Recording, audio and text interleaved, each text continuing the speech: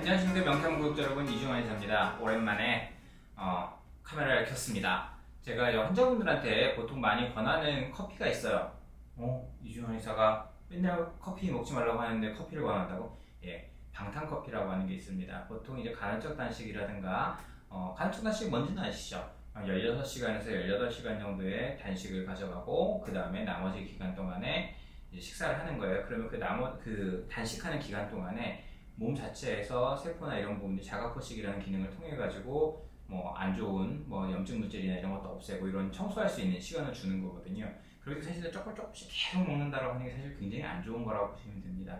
물론 이 현대인들한테 기준으로 그렇다고 보시면 되는데, 일단은 이렇게 간헐적 단식을 하는 과정에서 에너지가 너무 급격히 떨어지거나 힘들 때 내지는 몸의 자체에 활력을 좀 불어넣어주는 용도로 방탄커피라고 하는 게 있습니다. 그래서 방탄커피라고 하는 거는 커피에다가 MCT 오일에다가 기버터라고 하는 그냥 버터를 넣기도 하고요. 근데 제가 제일 추천하는 거는 우유의 유단백을 최대한을 많이 제거해놓은 기버터라고 하는 게 있습니다. 그래서 기버터를 넣고 그 다음에 미네랄의 균형을 잡아주기 위해서 히말라야 핑크솔트 내지는 죽염을 넣게 됩니다. 그래서 그거 갖다가 블렌더로 해가지고 갈죠. 믹서기 소위 말해서. 그리고 그거 갖다가 갈게 되면은 이게 굉장히 고소한, 꼭 무슨 라떼에서 단맛만 뺀 것 같은 그런 맛으로 먹기가 좋습니다. 물론 이제 약간씩은 호불호가 갈리는데 그럼에도 불구하고 이렇게 해가지고 먹고 나면 그 공복 기간 동안에 상당히 에너지도 많이 충전이 되면서도 얘네가 몸에 염증을 없애거나 이런 부분에 있어서 굉장히 도움이 많이 되거든요. 그래서 보통 방탄커피를 많이 권하는데,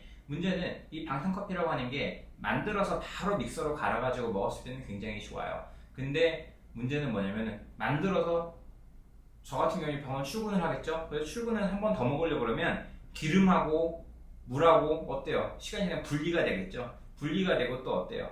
이게 차가워지게 되면 당연히 또 기름이 굳게 되는 부분들이 있죠. 그렇기 때문에 컵이나 이런 데도 막 기름이 덕지덕지 붙게 되고 이러는 부분들이 있는데, 이런 부분에 있어가지고 바로 즉석에서 갈아서 먹을 수 있으면 좋은데, 문제는 파는 방탄커피들 있죠. 파는 방탄커피들은 먹어보면 그런 게 없어요. 왜 그럴까 생각해보면 유화제라는 게 들어있습니다. 유화제라고 하는 게 무조건 나쁜 것만은 아니고요. 이제 아카시아 식이섬유를 이용해서 그거 갖다가 그 기름이랑 물이랑 잘 섞여서 존재할 수 있게끔 그렇게 해가지고 만들어주는 건데, 그러면은 우리가 생각해보면은 버터랑 MCT 오일이랑 소금이랑 커피랑을 먹는다고 하면 이걸 따로 해가지고 한 번에 그냥 이렇게 해서 먹어도 맛은 없을지 몰라도 충분히 목적은 달성할 수 있지 않을까 생각하는데, 어쨌든 간에 뭔가를 간다는 건 무슨 의미일까요? 우리가 가루 형태로 먹는 것들, 그 소화 흡수를 빠르게 하려고 하죠. 그렇기 때문에 예를 들어서 몸 이렇게 확 해가지고 헬스해가지고 몸을 만드시는 분들은 보충제 같은 거 먹을 때, 단백질 보충제 같은 거 먹을 때, 단백질 보충할 때 보통은 닭가슴살 같은 거 이렇게만 먹는데, 그렇지 않고 단백질 보충제 가루 형태로 먹는 거는 왜 그래요? 빨리 흡수되라고, 빨리 작용하라고 하는 거죠. 그거나 마찬가지 목적입니다. 그래서 결국에는 이 믹서를 이용해가지고 이걸 블렌더로 막 갈잖아요. 그러면은 이게 간다고 해서 이렇게 큰 부분이, 큰 입자가 눈에 띄게 막 갈아지고 막 이러는 건 아니지만, 결국엔 지방이라고 하는 거는 꽤나 큰 지방구 형태를 띠고 있습니다. 근데 이런 부분들이 위장을 거쳐서 십이장으로 넘어오면서 이제 담즙하고 췌장에서 오는 소화액들하고 요거하고 같이 만나게 되면서 얘네들이 점점 이제 그 수분과 기름이 서로 섞이게 되거든요. 근데 요럴 때 있어가지고 이렇게 큰 덩어리가 내려온 거랑, 그죠? 큰 덩어리가 그대로 내려온 거랑 조금하게 그 블렌더로 가는 거랑 조금 나뉘어가지고 들어온 거랑 어떨까요? 당연히 조금 나눠서 들어온 거에 소화액까지 붙으면 훨씬 표면적이 넓어지니까 어떻겠습니까? 작용 범위가 넓어지죠. 그러면 소장에서 그 부분을 재흡수를 하고 이렇게 필요한 미네랄이나 이런 걸 흡수하고 하는 작용을 하는데, 그럴 때 있어가지고 굉장히 빠르게 작용할 수가 있습니다. 그렇기 때문에 그냥, 물론 이제 버터 따로 뭐 따로 해가지고 그냥 섞어가지고 층이 분리되어 있는 상태에서 그냥 훅 흔들어가지고 이렇게 먹는 경우도 있어요. 물론 전통적으로는 그렇게 했겠죠, 당연히. 생각해보시면 유목민족들이 무슨 믹서기 들고 다니면서 소젖 양젖 차 끓인 거에다가 넣고 거기다가 이렇게 믹서기를 우웅 해가지고 먹진 않았을 거 아닙니까?